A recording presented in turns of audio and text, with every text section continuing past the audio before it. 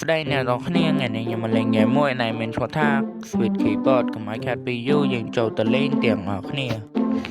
វគ្គនេះផងដែរគឺវាសប្បាយមកបែបដែរព្រោះថាយើងអាចឆ្លងកាត់ឧបសគ្គមួយទៅឧបសគ្គមួយ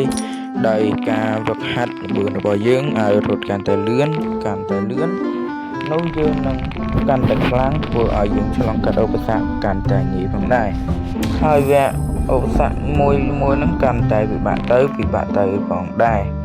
ឧបសគ្គនេះគឺរៀងពិបាកគួរសមដែរការលេងរបស់ខ្ញុំនេះគឺចាញ់កន្លែងហ្នឹងច្រើនដងព្រោះថាកន្លែងហ្នឹងគឺល្អមែនតើវារើទៅរីចឹងណាគ្នាយើងហើយកន្លែងនេះគឺមិនសូវពិបាកប៉ុន្មានទេអាហ្នឹងគឺល្បឿនយើងលឿនជាងខ្លាឃ្មុំហ្នឹងយើងរត់ដល់ទីហើយកន្លែងនេះក៏រៀងពិបាកដែរព្រោះ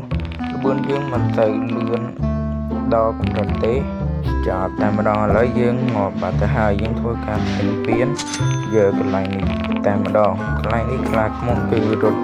យឺតជាងយើងព្រោះល្បឿនយើងគឺ10 k គួរសមដែរឥឡូវយើងមកយកលេងវគ្គនេះម្ដង